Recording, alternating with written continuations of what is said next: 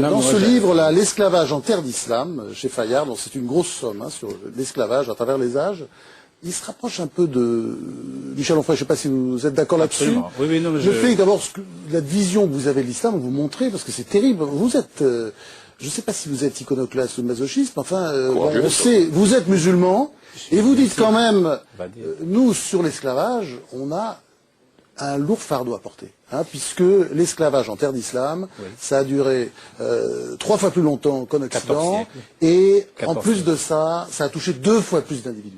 Et ça existe encore aujourd'hui. Tout à fait. Voilà, ça a duré à peu près... Ça, c'est le sens de ce livre excellent. Un peu plus de 15 siècles, ce livre donc regroupe 15 siècles de pratiques esclavagistes, arabo-musulmanes, musulmanes en arabe, enfin bon, africaines, etc. Donc l'Afrique orientale essentiellement.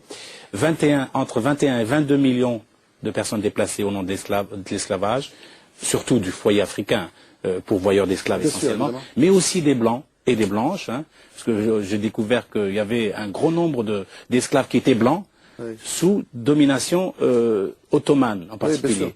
Il y avait des rabias et pour peupler les harems du sultan turc.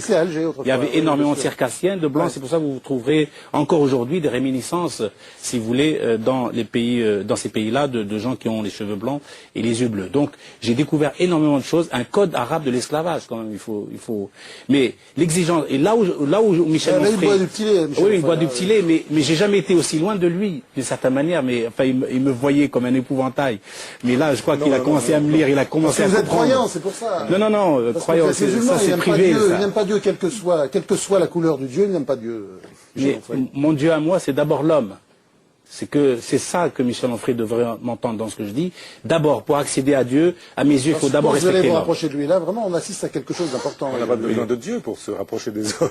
Non, mais j'ai pas dit que... Moi, j'ai dit mon Dieu à moi, c'est une métaphore. Et la sémantique est roublarde, vous savez très bien. Que vous en jouez très bien, et j'en joue presque aussi bien, comme un disciple. Mais quand même, donc, je dis, mon Dieu à moi est d'abord l'homme. Si je satisfais aux conditions d'exigence d'une dignité humaine, en tout temps et en tout lieu, y compris pour les musulmans, parce que j'ai un devoir de vérité vis-à-vis des islams. Et je dis que l'islam, grande religion, grande civilisation, ne mérite pas ça. Ne mérite pas de cacher, de faire un tabou de cet esclavage qui a duré, qui a perduré, qui dure encore, que je conteste et que c'est l'islam qui nous fait le coup de la repentance, là. Pas du tout. Vous y remettez après Jean-Paul II sur l'Inquisition, Malek Chebel sur l'esclavage en terre d'islam. Pas de repentance, parce que l'esclavage dure encore. Donc je parle pour le passé.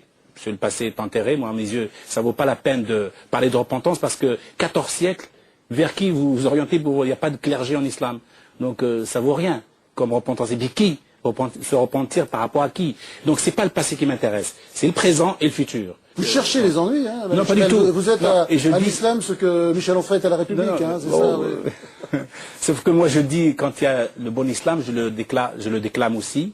Traité du raffinement, dictionnaire amoureux de l'islam, on me l'a reproché, d'ailleurs Michel Onfray aussi me l'a reproché. Je déclame le bon islam, mais je dis aussi quels sont les travers de l'islam pour mieux le servir. Combien d'esclaves aujourd'hui?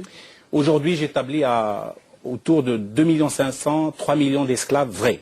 Entre la Mauritanie, déjà 200 000, les bonnes au Maroc, qui sont 1 million selon les autorités marocaines elles-mêmes. Il y a un esclavage flottant, volatile, en Afrique centrale. Il y a des marchés encore d'esclaves aujourd'hui, mais évidemment pas structurés, pas organisés. Jusqu'à la fin du 19e siècle, il y avait un marché d'esclaves au Caire avec un syndicat des esclavagistes. Qui le savait là, avant ce livre? Eh bien pourtant, si. Dans le monde arabe, il y a ces pratiques-là désastreuses qui ont trop perduré au nom du Coran, au nom de l'islam. Mais on fait dire au Coran et à l'islam n'importe quoi. Pour le coup, là, c'est pas bon du tout. Je dis stop. Et évidemment, l'esclavage économique dans les pays du Golfe. L'esclavage, vous savez, il y a l'un des rois du pétrole qui a été condamné aux États-Unis parce qu'il avait recruté 3000 jockeys et il les avait amaigrés pour pouvoir faire ses courses de chevaux et gagner les courses. Aujourd'hui, Et évidemment, l'Inde, je suis allé jusqu'au sultanat de Brunei, je suis allé à Oman, je suis allé partout dans toutes ces régions-là. C'est encore, je trouve, c'est pas possible, c'est pas tenable, quoi. C'est une belle enquête, c'est vraiment un livre que je conseille.